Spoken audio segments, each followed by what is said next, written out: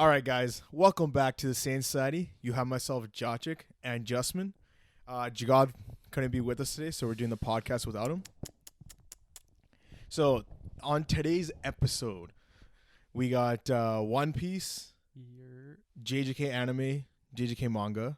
We got the One Piece Anime. One Piece Anime as well. Here. Yeah, and we got Black Clover. Yes, sir. And we got Bleach. So we'll start off with the One Piece Anime before we hop into the manga. So this was the episode. The Gear 5. Yeah. Joy Boy's return. Jeez. So I talked to a couple people about how I felt about the episode. Sure. So in the manga, right, we had Luffy go Gear 5, and then it kind of just went. He started fighting Kaido right away, and then we get the iconic pose. Yeah. Right? In the anime, though, we get more of, like, him jumping around, like... Being fun, doing stuff, different things. And I liked parts of it. Yeah. But at some parts, it felt like they were doing too much. So, like, for example, like, I liked... In the beginning... Buddy Straight goes Super Saiyan. Like the aura. That was sick. I love that. I'm sick. Like, I'm here for this, bro. Yo, when he was, give me more of that. No, for real. Like when he was like the impact frames that we were getting. Yeah. It was like this like red impact frame. Yo, sick. Splits the sky. Yo, insane. Bro. Insane. Solo, by the way. Yeah. Solo split the sky. And that's the only person in One Piece to do that, right? That we know of. Yeah. That we know of. Yeah. Wild. Yeah, no, but I found on Twitter some people were saying that like they thought too much was going on, and if they hadn't read the manga, then they wouldn't know like what was happening in each frame, right? Like I went back and watched it slowly. Yeah. And if you pause and like look at everything that's happening, it's sick. Like Luffy hitting the moonwalk at one point, crazy. And then there's a specific scene. It's when it's right before Luffy grabs the ground. Okay. To like, redraw. Right before that, he's like kind of sitting there, and the animation is only showing like the bottom half of his mouth. Yeah. Bro, that animation was crazy. Like it didn't even feel like I was watching One Piece. I was like, what anime is this? You know, like it was some crazy animation style. Yeah. And then after that, he like runs back, hits the fucking moonwalk, pulls the shit up, and you're like, damn, wild. I don't know what that walk was. Yeah. that was straight out of cartoons. Yeah, bro. No, I think what about you? Like you liked it? You liked the adaptation? No, I liked it. I don't think I had no issues with like I kind of understand where people are coming from, where they feel like it's like a little overdone. Yeah. But me personally, see, I guess because I have read the manga, it's kind of hard to say like how I would have felt without reading it, but I did follow everything that was happening. And I did too, but other people who didn't were like more lost, I guess I don't know, it just like to me it just felt right because of the way Joy Boy this whole Gear 5 mythical zone type everything Nika, like so even but like the direction of the entire episode with the flashbacks and everything, you liked all that too? I didn't mind it. Yeah. But I did see people online saying that like that was like unnecessary. Yeah. I thought like the animation style and how it was, you could like if people are saying it's overdone, how it was overdone worked very well for what Gear 5 is. Oh yeah. 100%. Because it's flowing so well. Yeah, I agree. It's so smooth, it's so snappy. It's like you're watching Gear like it perfectly personified Gear 5. I agree. So I can't be mad at it. Yeah. And like to me, it just felt like these animators were having so much fun doing it themselves. 100%. And like that's exactly what Gear 5 deserved. Thing is, like, because I know Jagad was saying he liked seeing the flashback.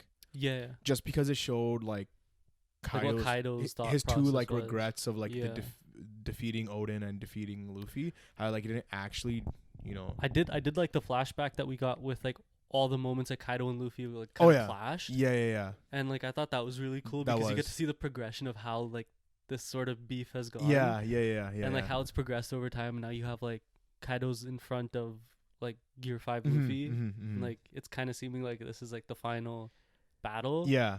So it fit right. Like that sort of flashback fit right. I think like because everyone was anticipating this episode a lot, right? And people thought it was gonna break the internet, and it did break. Like Crunchyroll, servers. Yeah. But I think if they had done like, because at the end of the previous episode, they did the whole he's becoming him, and then in this one he like powered up, and they showed like a portion of the fight. If what I would have preferred, and in the manga they had suspense where they did it. If the whole episode was the fight. Exactly. If either the whole episode was the fight, or in the previous episode we had got the power up. Sure. You know what I mean? Like he had the like a cliffhanger almost. Yeah, a cliffhanger. Like more so than like what they did. Like exactly. Yeah. We see him smiling at the end. Yeah. Because we as readers, he went on break. He went on break after that, didn't he? Yo, speaking of which, bro, OSTs. Oh, smacked. Like the drums of liberation. Fire. So fire. Fire, bro. And the thing is, they're the exact drums.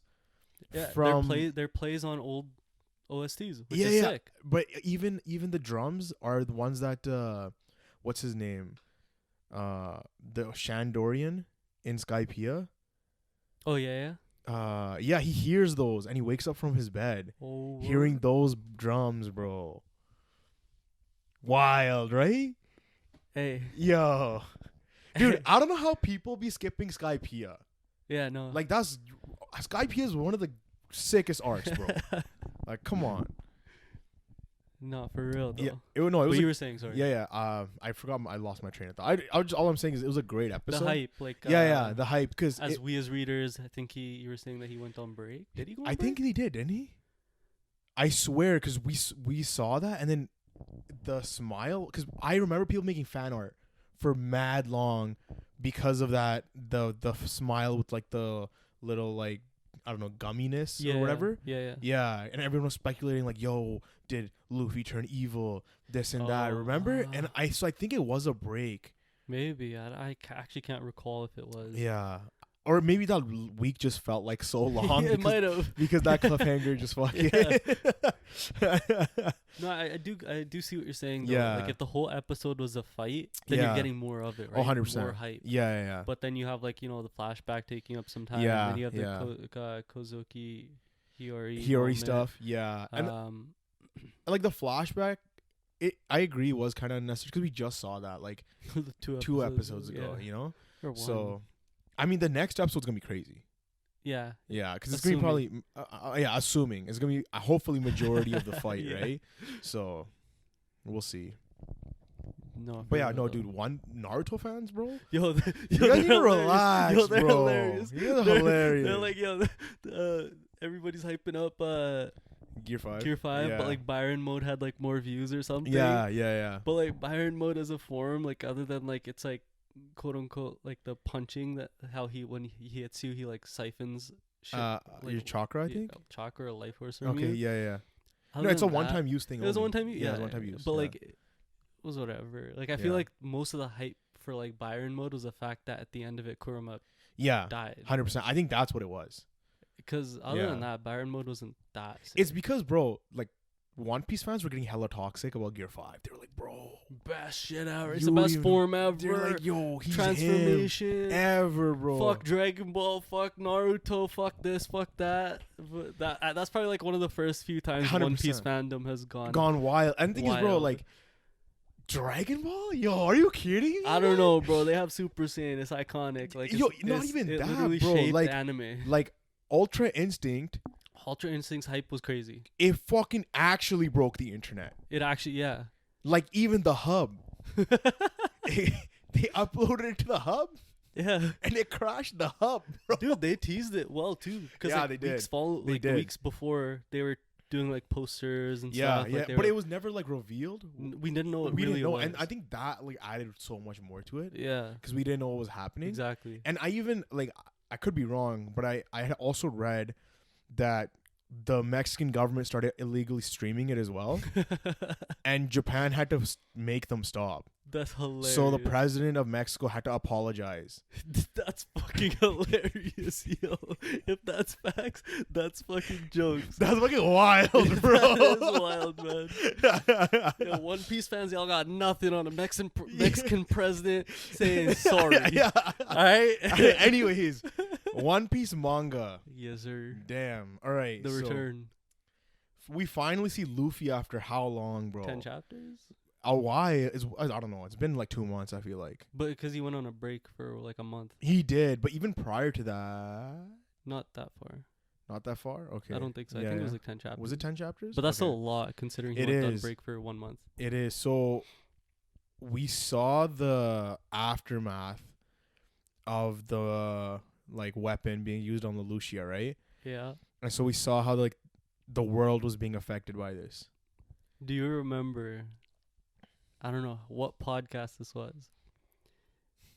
Like people are connecting the dots now. Now, yeah. But remember when I said that there's a possibility that they used this weapon before? Yeah. And then that's where like Eni's lobby is. Yeah. I said this way back, bro. I know. I'm aware. Way back. Yes, so before we move on to the rest of the chapter, because this is the one part that Jagad had a theory on, and I just want to clarify with you, the Mother Flame.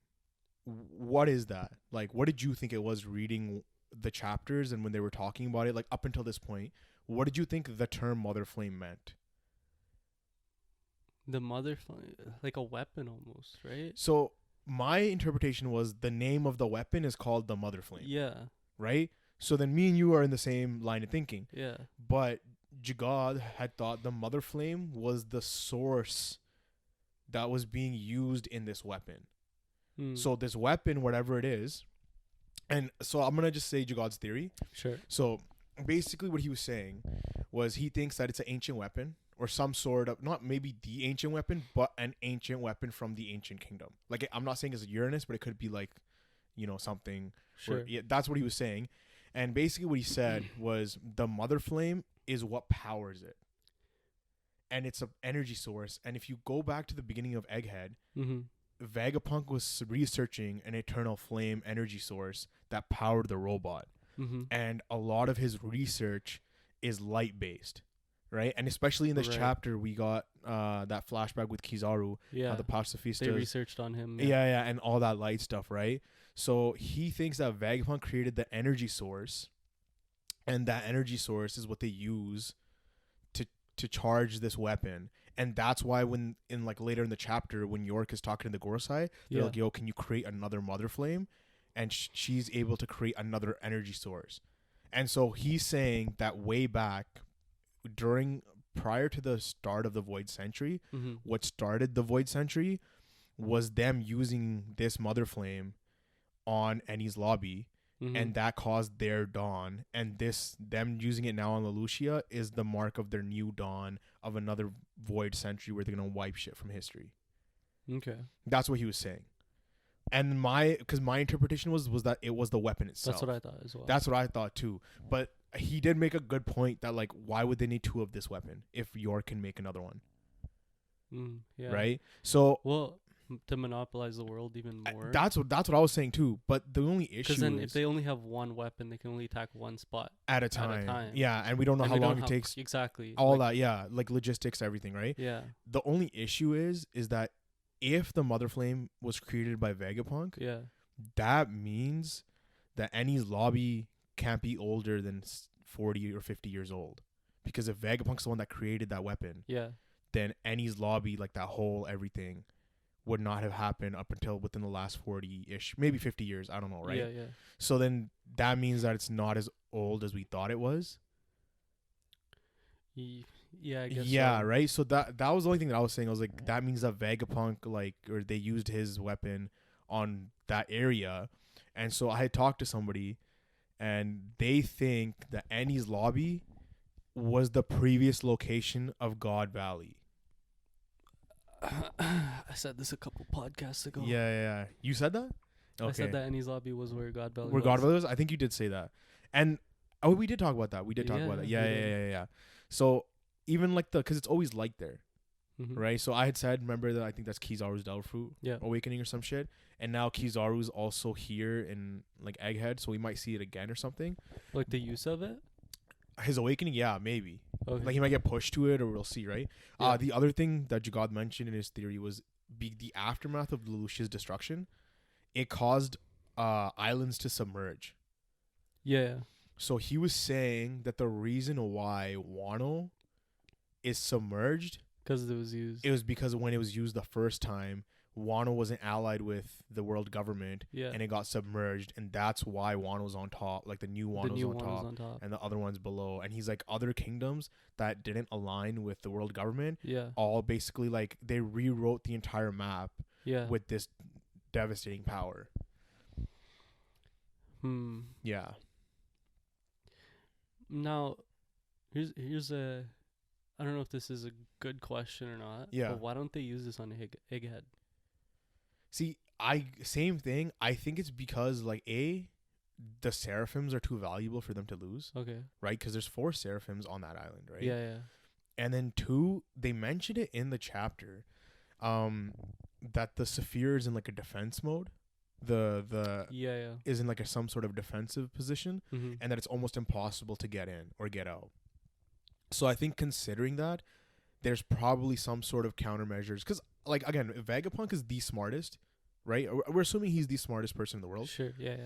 If he knows, I mean, if we as readers know that, like, the world government, he could have made a weapon for them, and then they're like, yo, so that he can't make any more world weapons, let's kill him. Yeah. He was probably aware of that as well, and had some contingency, and that's probably his Saphir that they're in or something, right? Sure. Yeah. The only thing is, like, in this chapter, I didn't like how they were talking amongst themselves of like what the situation is inside of Egghead. Yeah. And they just assumed that CP0 aligned with Straw Hats.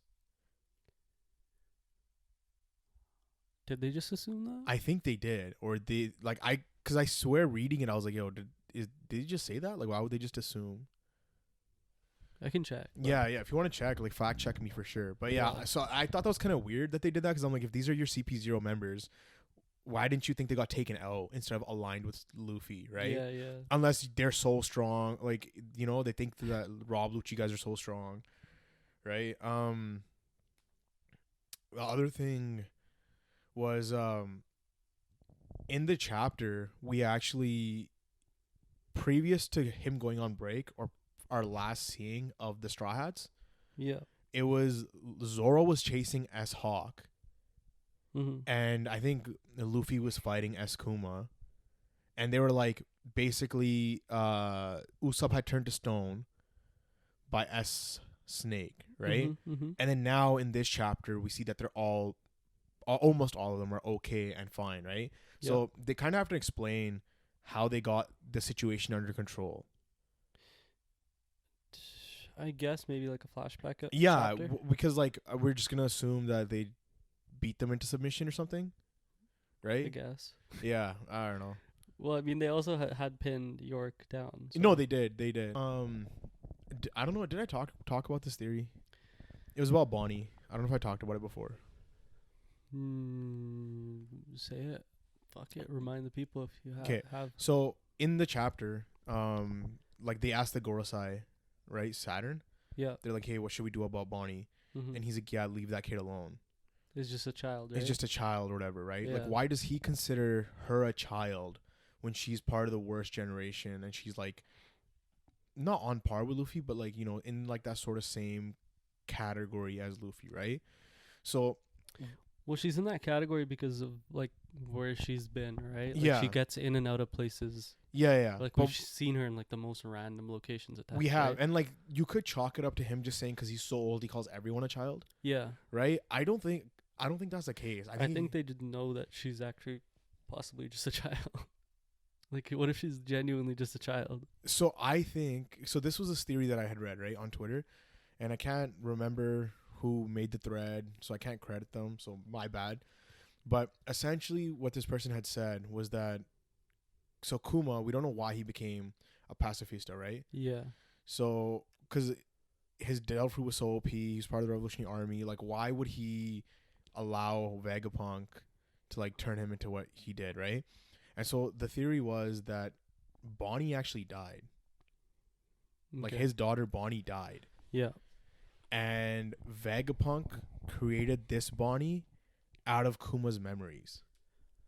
And so remember like 3-4 like not 3, like mad long, when like, she touched his memories before that, like it was like it was like maybe 10 chapters ago when it was the narration of like they were looking at Egghead, like it showed Egghead Island, and the narration was like, oh, and on this day, this thing came to life or whatever, right?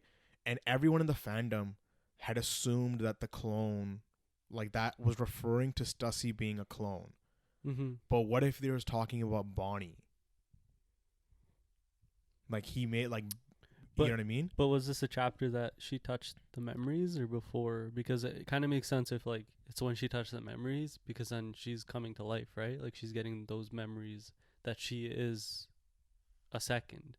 Yeah, maybe. But this was like it was just a narration chapter. Like, you know what I'm talking about? Yeah. Where everyone had assumed that the narrator meant Stussy. Yeah. Because in that same chapter they revealed that Stussy's a clone. Yeah. And like that's Oda misdirect, bro, at its finest. Yeah, you know what I mean? So, like we think it's one thing and it's actually another thing. And it would kind of make sense why he like he gave up his humanity or his body for his daughter to come back to life. Yeah, to return. Yeah. Maybe, yeah. It would make sense. But then what's her like other importance? Like Bonnie's? Yeah. Well, no, but that would make sense why she's just a child. Because she was made after the fact, I guess, right? Yeah. Right? Like she's like actually only however many years old because she's not the real Bonnie, right? The real Bonnie? Yeah. Yeah, I guess so. Yeah. Yeah, I guess. It's just a theory. Like, it's not... you know what? Yeah. I was just trying to think of, like... Because then, I don't know, she feels like pretty important to, like... Right now. No, she does, for sure. Like... But it's because of... chalk it up to her just being a clone. I think it's because... Not a clone... Well, it's like a memory thing, right? And it ties into, like, Kuma's backstory, too, right? Because her importance is heavily linked to Kuma, right? So... like, we as fans have been speculating like, why did Kuma do what he did, right? Yeah. And it would make sense, like, if he did it for his daughter. Yeah, that's true. Yeah. Mm-hmm. And then near the end of the chapter, we have the Straw Hats. Nice little double spread. Yep. Zoro looking clean as fuck. Luffy doing Luffy things, eating his meat. Yeah. But Robin wasn't there. Robin's not there. Yeah, so I said this in the group chat. Yeah. Like, Sanji's running. I couldn't tell if he was running to Nami. Yeah. Or if he was running to Robin or, like, somebody else in the, background. Background? Okay. Because of the way the perspective was. It didn't look like he was directly running to Nami. Yeah. It almost looked like he was running off a little bit more to the, left, I guess you could say. Okay. I don't know, because I think Robin's But then it was not weird. there. It's like, why is she off screen? Exactly. So I think she's off screen on purpose. Yeah. Like, she's not there. Yeah. She's, like, going into Vegapunk's research. Oh, yeah, possibly. Yeah, because then that way, like, we're going to get more in, like, knowledge into the Void Century and stuff, right? Oh, word. Yeah. That's true. Yeah. So, yeah, like, I thought the Mother Flame was a weapon. And I guess you were on the same page, but other people think it's a power source. Like actual power source. Yeah, it's because of the wording. Like, I went back to the official translations when Imu first mentions the Mother Flame. Yeah. And they're like, yeah, let's use Vegapunk's weapon, the Mother Flame. Like, that's the wording. So then it just makes it seem more like it is a weapon. Exactly. Right? Yeah. But, like, I can see why they would want a secondary.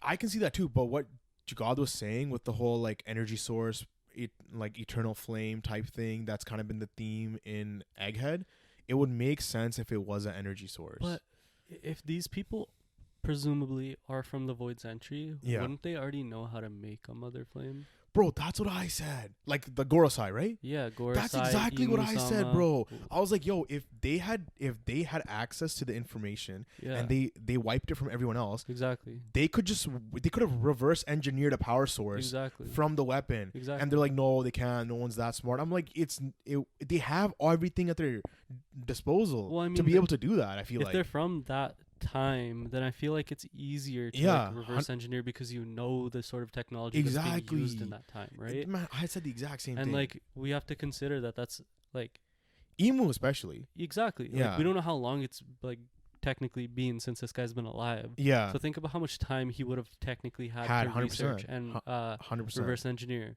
So, like, to me, it's like, wouldn't they just be able to make one themselves? Why do they need Vegapunk? Yeah. To me, it makes more sense that they need Vegapunk for a weapon. That's what I think so too. We're in the same boat, bro. Yeah. Yeah.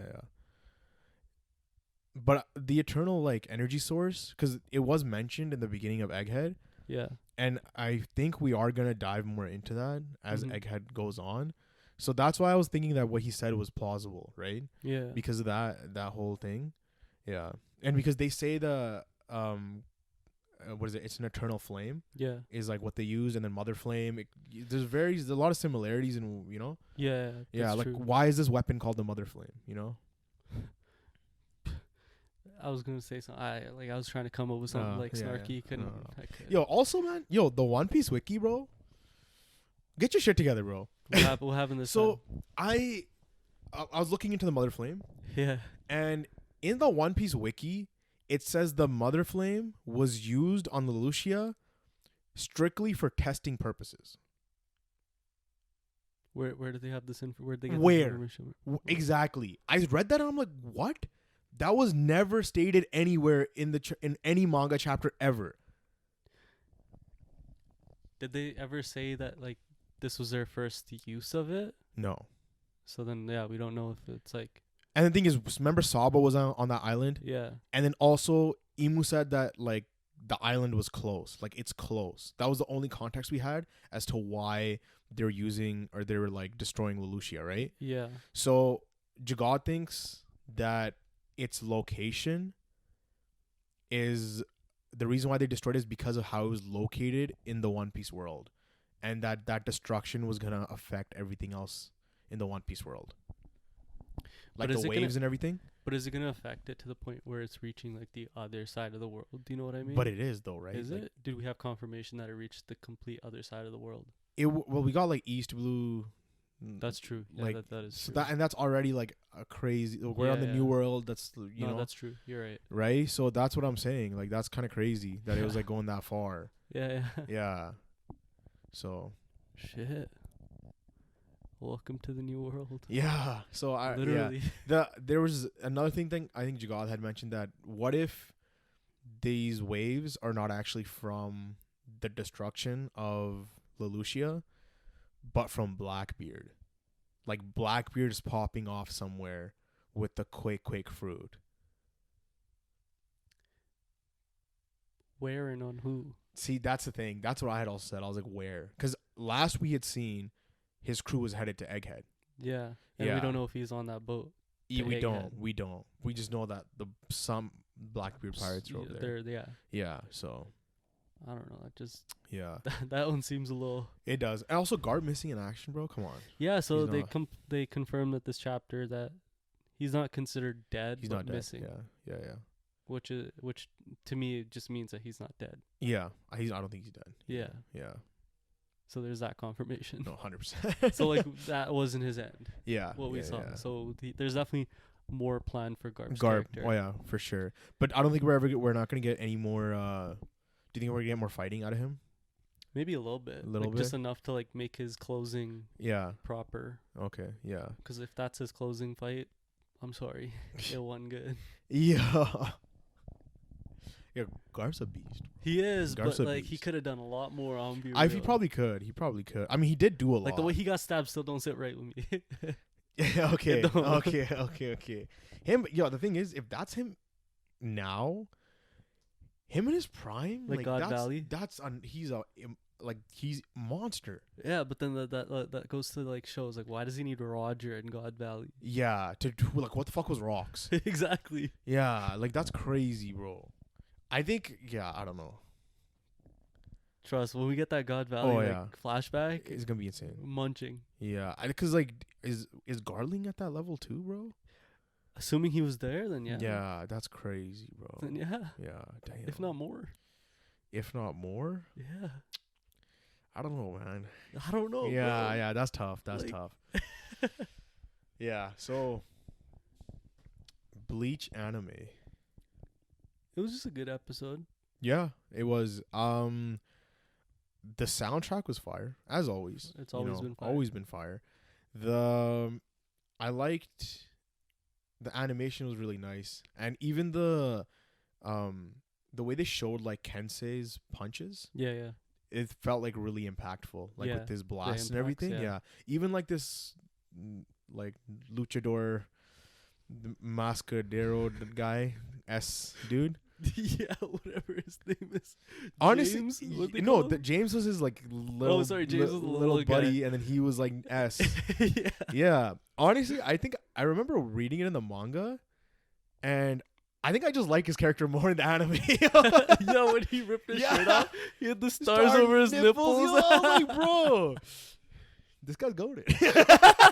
Yo, that's all it takes, guys. Yo, for him, that's all. Bro, I was like, yo, just that's my physique inspiration now. Yo, if you don't take for Halloween, if you're not him with stars on your nipples, I swear to God. Yo, I'll be Renji or something. Yeah. Dude, Renji looking clean. Hell yeah, he did. Bro, he pulled up just big dick energy. Oh, for sure. Holy shit. I didn't think, like, so you know the attack he uses at the end? Yeah. When he stabs the dude and then he just like punches him? Yeah. I, for some reason, thought it was like a blast. When I read it in the manga, I thought it was like a blast and not like a... Something physical crushing. Yeah. I don't know. That's just in my head, I guess. I don't know. Yeah. Did you think the same thing or no? I can't recall what I thought. Yeah. And then it was just like one of those good episodes. Yeah, like, it was great. Like especially because really last week's episode was so bad. Yeah. There's like nothing really to complain of. I just think is like I thought we were gonna get more of Kensei and Oh yeah, because they kind of get like shafted in a way, right? They got fucking done dirty.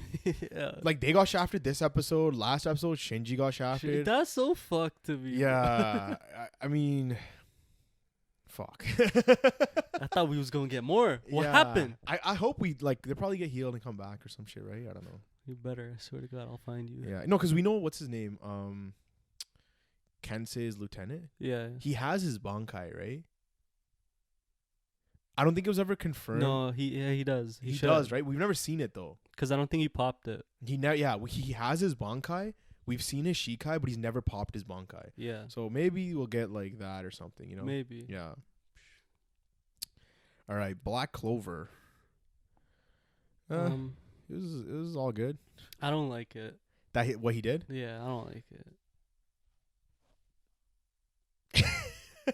I know that's like even when that happened. No, okay, but like, now let me actually go back to like when I was sitting, and Naruto was taking place. Like let me like bring myself back to when Naruto actually did that. Yeah, your young hopeful kid. My young hopeful child self watching Naruto slapping other people, giving them his kurama. Yeah.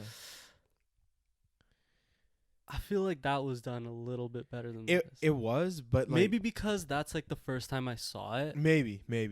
But I will also like to preface that like with Naruto, we saw him as he went up, like from little kid to now. Yeah. We saw him go through the different stages of like being a tailed beast, right? Yeah. Like we saw how strong he was with one tail, with two tail, with four tails, etc. Right? And like there was always like, oh, yo, what if this character became, a Jinchuriki, or what if this character did, right? And in the war, he kind of, like, you kind of fulfills your desire to see X, Y, and Z character with like that power up. You know what I mean? Because they all get one tail. They do, yeah. Yeah. Whereas this is not that. Because this, we talked about this happening. Yeah, because of like Yuno's grand scale of his magic affecting everyone in their kingdom. Yeah. That Asta's had to be at the sort of same scale, level, right? Yeah. And so now that he's able to give anti-magic to everyone. Maybe it's because it's that. Maybe it's because it's anti-magic. Yeah. The fact that it literally just is a trump card to like any sort of magic. It doesn't sit right. Compared to the Nine Tails, because that was just used, a power up. That was a power up to get them to survive the 10 Tails blast or whatever. The only thing that doesn't make sense now, right? Yeah. Is now everyone's just throwing hands. Yeah. Which theoretically the crazy motherfucker should win. All the Black Bulls. Yeah. Because they can't, as long as they're using his anti-magic, they can't use their own magic. Exactly. They shouldn't be able to. Like because if their body is sustaining anti-magic, there's no way it can also sustain magic. Exactly. It doesn't make sense. Yeah. But then it also goes to say that like if they're throwing hands with whoever they're fighting, they should be winning. They should because they're the crazy fools. Like they're the ones that've been like training hard. Like Asta's been, throwing hands. Well, the only person I feel like would be throwing more hands. Speaking of, remember when we thought what's her name and Gouch died? Yeah.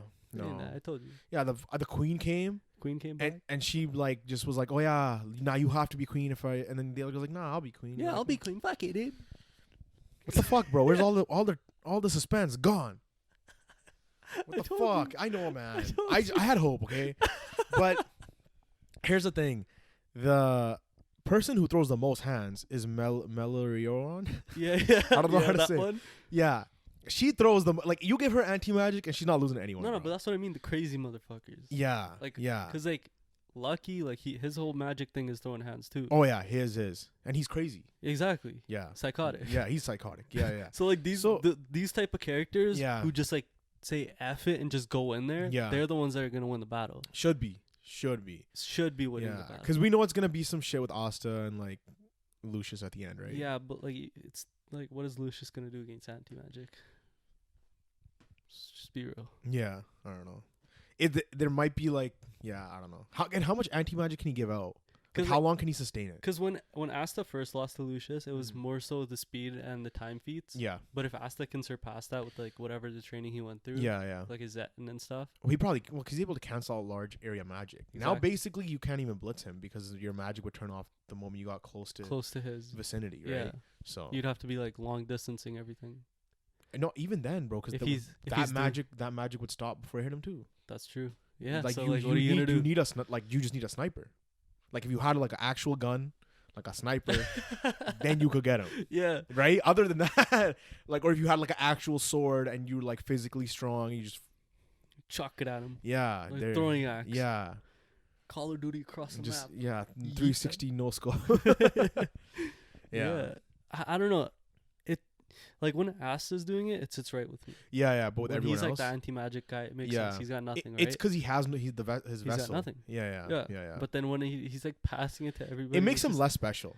Exactly. That's the thing. It makes him less special. And, like, I think when you pointed there, I think that goes to, like, when he did it, he was only passing it off to, like, help these people survive what was coming. Yeah.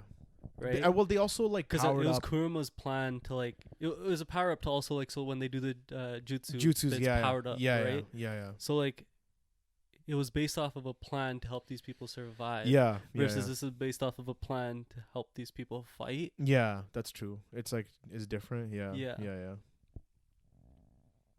Yeah, we can move on. Yeah, we can move on. Yeah. All right. Jujutsu Kaisen anime.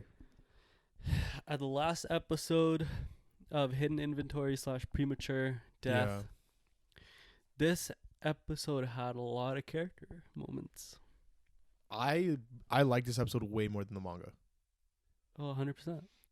Because what I had felt when I read the manga was you didn't spend as much time with Geto at all, bro. And his progression felt like so quick, right? But whereas here, you see it in the shower physically. Yeah, and he's sitting there, and no, but the thing that got me the most, he's getting skinnier, and the bags are getting the clapping, the constant clapping in his head. Yeah, because he kept seeing the. But he kept hearing it. Like, he was sitting there and just he's just hearing it, and we didn't get that in that manga. Nope. I fucking loved that, bro. You know what that reminded me of? What did that remind you of? Oppenheimer. Yeah. Low key. Yeah, very Oppenheimer, bro. The review coming soon. Yeah, it is coming soon. It's shot. It just has to be edited and uploaded. Yeah. No, that was very Oppenheimer. Yeah. But that was perfect. It was. And, like, no, like, as I was saying, physically, like, he's getting skinnier. Mm-hmm. His eyes are getting, like, the bags are growing. Each scene that he's in. And he's seeing more bullshit. Yeah. Like, he's seeing a lot. Like, because he's trying to teach Gojo, like, a certain way. He is, yeah. Like, the strongest has to protect the weak. Yeah. But then he's seeing a lot of bullshit where, these humans are fucking with so-and-so. Correct me if I'm wrong, bro. I don't remember seeing or reading the manga panel where he goes to save those two kids. I think we get, like, one panel.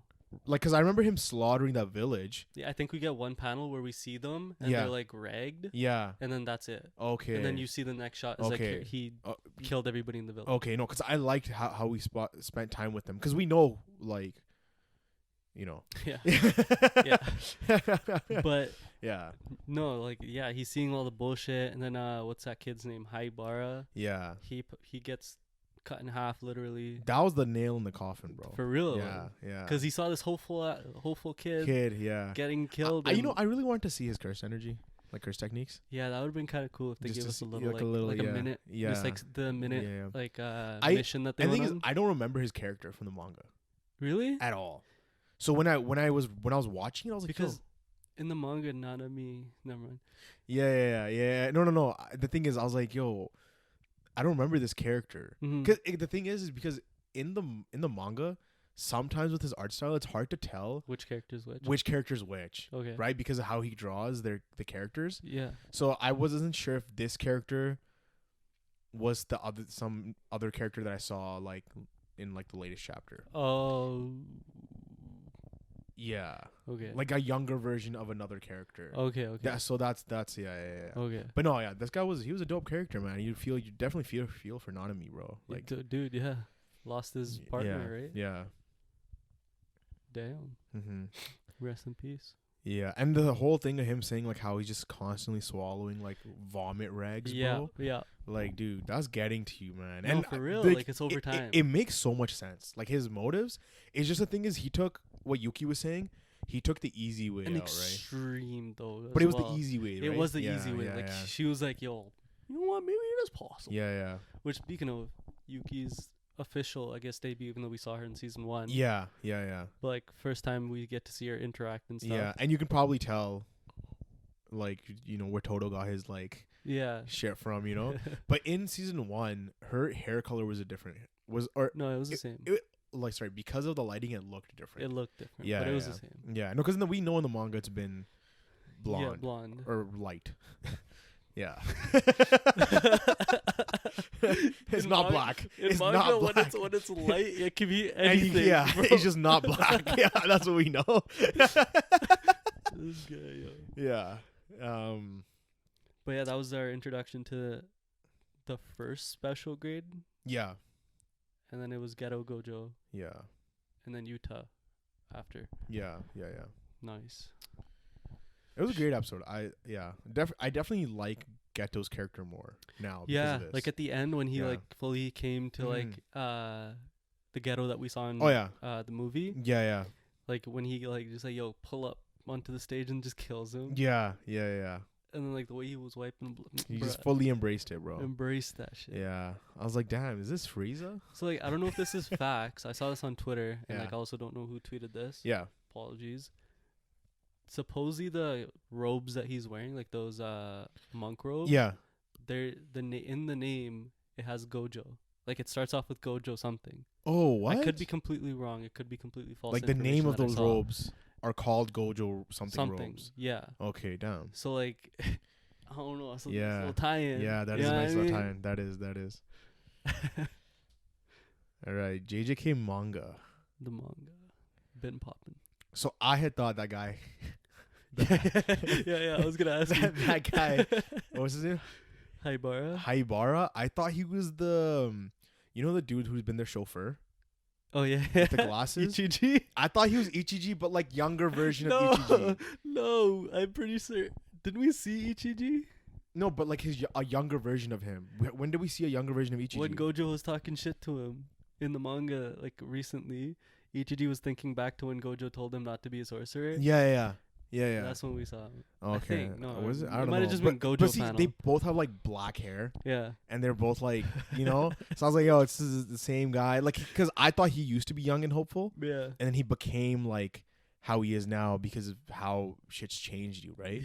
Yeah. Bro, you know what? Like, I didn't bring this up in the anime discussion, but like in the intro, we see Haibara laying down on a table and Shoko just like trying to heal him or something. Oh shit. And then she gets mad at like everybody like fucking around behind her. Yeah. Like that was like a nice little like teaser for what was coming. Damn, okay.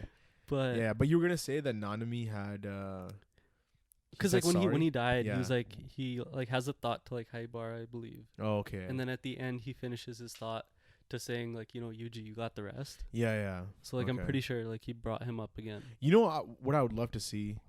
And like his death kind of mirrors Haibara's. Okay. Haibara's lost his lower half. Nanami lost his upper half.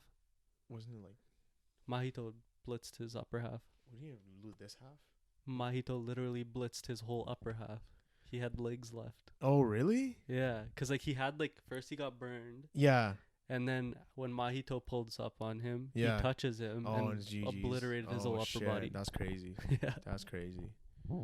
Damn. Yeah. What up? Actually, I'm not gonna say that. What? I was gonna say what an upstanding guy. Yo.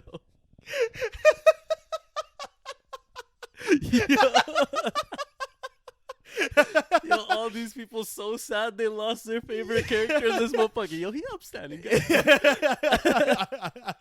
You're hilarious, man. Anyways, yeah, getting into this chapter. So Gojo's hits, like his punches, are just critical hits on regular all the time. So he's just basically black flashes. Would you say comparable to black flashes, or like? I think because he's so like aware of curse energy. Yeah. That he can like almost put himself in that zone that like Black Flash would put you in when like you're feeling the curse energy. Yeah. That in a way then like that is his version. Potentially his version. Because like he's already done a Black Flash. Yeah. Like he knows what it feels like. Yeah. And then he's also has the 6 eyes. Yeah.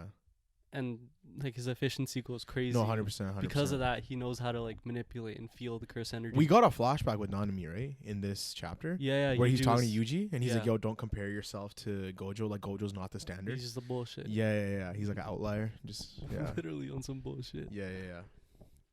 Yeah. So this chapter, we learned though that Maharoga takes 4 turns or clicks. Yeah. Of the sacred treasure wheel. To adapt. Yeah. So far, it's clicked once. Yeah. So he needs to do 3 more times. 3 more times. That means there's now a time limit on this fight. Yeah. So do you think it's 3 more, like he has 3 more hits left? Because that's the way I took it, was like, yo, he has literally 3 more hits. I think it's just like, I think it's time-based. Oh, it's time-based? I don't know how long it takes per click. Yeah. But to me, the way it came off was it was time-based. Okay. I thought it was like literally 3 more hits and it's over. No, to me it felt like it was time based. He needs to beat him before the clicks go off. Okay.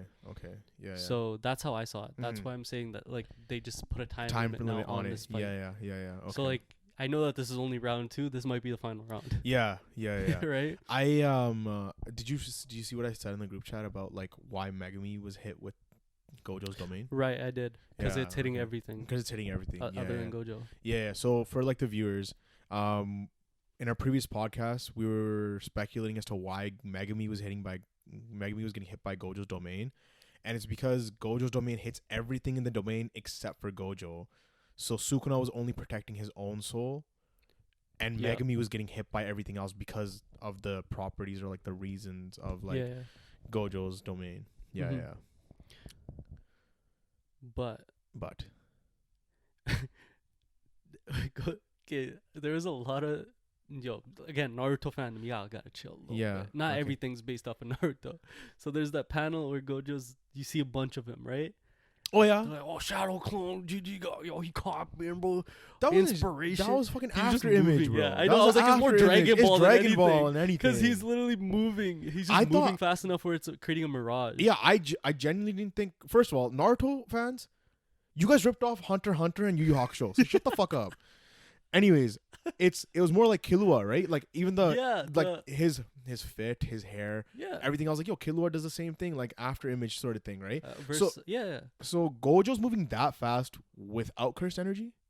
No, I think that's with cursed energy. Okay, so I was like, bro, this guy's a fucking beast. Because they were saying that they only fried the part. For the technique. The domain, right? Yeah, for the domain, I think. Yeah. So he can still use curse techniques. Okay, which is what he was doing with the punches, right? Yeah. He's applying like blue. That's true. And it looked like Sukuna was using like telekinesis or some shit with like the buildings. Like they were like, or was that Gojo doing that? I thought that was Gojo. That was Gojo? Okay. It's kind of hard to tell. Because that's what Blue does. That's what Blue does, yeah. Because like when he pulls the light. Yeah. Which also, he used like the light post very well. It literally says go. Yo, that was sick. That was sick. Yeah, no, this entire chapter was just lit. And like this, like we talked about, I think last chapter when they were talking about how Gojo's the one showing Sukuna like true love or whatever. Yeah. But, like we're like you can genuinely tell that they respect each other. In a way. 100%. 100%. Like now, 100%. Because they at literally one page, they're literally just walking through the city. Yeah. So like, I mean, they did in the beginning too. Remember? Yeah. But like this is more so. More so, like, yeah. Because for one, Gojo actually hit him with the domain. Yeah. You know, and like even while being like, in a way, you could say brain dead, Gojo was still ready for the smoke. Yeah. Right? That's true. No, I'm excited though, because like this is like hands and techniques. Yeah, I love it. That's Dragon Ball shit, bro. Give me some Dragon Ball shit, bro. For real though. So I know somebody had brought up like why wasn't like it makes sense that Gojo wasn't aware that his domain was putting so much strain on his brain. Yeah, because he's never been pushed that limit before. But why wasn't Sukuna aware of his limitations with his domain? Like when he tried to hit it again, it's still like fucked him up. He didn't know that he got hit that hard by, I think, Unlimited Void. That's probably true. I think it was because it's because he was in Megumi's body. Like the durability. Like he's so used to Yuji's body or something. Yeah, exactly. He's used to Yuji's body or his own body that he wasn't taking into account Megumi's body, and that's why he was like miscalculating the shit. Maybe. Yeah. I felt like it was more so he didn't know that he got hit that hard by Unlimited Void. Yeah. Like he was like thought that like he got out of time. it. Yeah. So like to me, it's that he was underestimating Gojo's technique. Yeah. Which like a couple chapters ago, Gojo says that his techniques actually are better. He does say that. Sukuna's. He does say that. Yeah. So to me, that's like what makes confirmation. Sense. Yeah, right? yeah. Like, no, that makes sense. Sukuna was underestimating it the whole time. Yeah. No, that does make sense. And then he's just like, "Yo, I have you where I want you." Yeah. No, never mind. Everything. I'm dying. Everything. So, do you think Gojo does it then in 3 more hits? I don't know. It's like it's so weird because part of me like says no. Like there's no way Gojo wins, right? Yeah. Like I mean, there's just too much up against him. That too, and it's like, where does the story go from there, right? Like, well, I saw somebody saying that like maybe Gojo fries his brain to a point where he can't ever use Unlimited Void like ever again. So he effectively gets written out of the story. Exactly. And then you just have Kenjaku. Okay. That's what I saw. That's valid. That's because like when I originally, because when Gigi long time ago he said that like everybody's dying or something. Like there's only gonna be like one character out of the main cast that survives. Yeah. I honestly thought it was Gojo at first. Yeah. But I thought he was gonna lose his eyes or something. Yeah. Okay. But if he fries his brain to the point where he loses his technique, that also kind of goes in line with that. Yeah. But then at the same time, it's like, yo, he's going up against so much. He is. But like I can also see it being a last ditch effort where he basically dies to save Megumi. Okay. Yeah, so yeah. Like takes out Sukuna, but he takes out Sukuna and he survives. You take both out at once. Yeah. I could see that too. Yeah, because when Gojo brought up that like Sukuna showed him the way to save Megumi. Yeah. That to me was like almost confirmation that like he's gonna do it. Yeah. But he's gonna die doing it. Yeah. So like that's kind of how I see it playing out. I can also see it playing out how some people are saying that like he fries his brain. I can see that as well. To the point where he can never use his curse technique ever again. No, I could see that too. But again, I think like it's gonna be I still think Sukuna's gonna win. But like I also think there's more to Sukuna's character, not in the sense that like he's gonna do more, but in the sense what Kenjaku's gonna do with Sukuna. Because I had said he's not sitting back. First off, he's not sitting. Kenjaku's not just been sitting back. No, probably at this point he's probably wiped out all the Culling Games players. Probably, other than the ones watching. Yeah. He's probably now sitting back waiting for Sukuna to be damaged to a point where he can take his body. He can take or Sukuna's soul, something, or even Gojo. But like assuming that Gojo doesn't kill himself.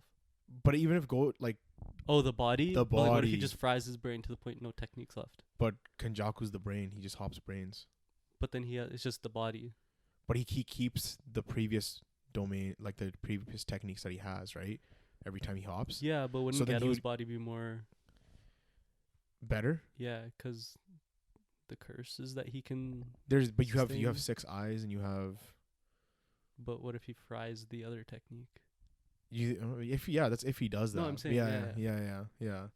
Because if not, then he'd just be like he'd be both like he'd have everything, bro. Yeah. But like no, I can definitely see him like because if he can somehow take Sukuna's like soul or some shit. Yeah. Like because as a curse, it'd be weird to say like he takes Megumi's body because the whole goal right now of this fight is to save Megumi. Yeah. If he takes like Sukuna's soul in a sense somehow, because then he can apply that to like this whole thing that he's trying to do, right? Yeah, like his Uzumaki, everything. Yeah, whatever he's trying to do with like you know how we saw like that weird monster creature. You can apply Sukuna to that as well. Yeah. But Sukuna's like weird, like cursed. He's not a curse, but he's like a curse at the same time. Yeah, so it's like it's iffy there for that to happen.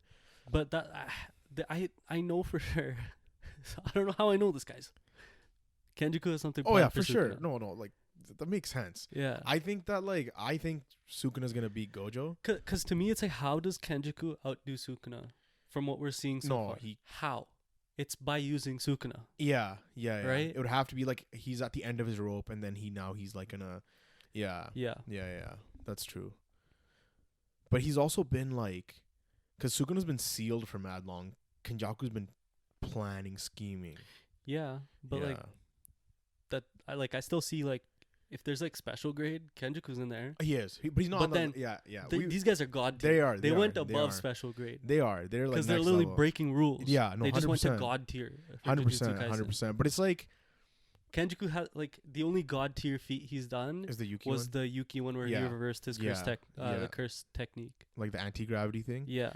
But that was just like a simple reversal, which isn't necessarily a. And and it was only he was only able to do it because of circumstances. Exactly. Yeah, like that's not something he could pull off regularly. Exactly. It's only because of Tengen's barrier and everything that he's able to.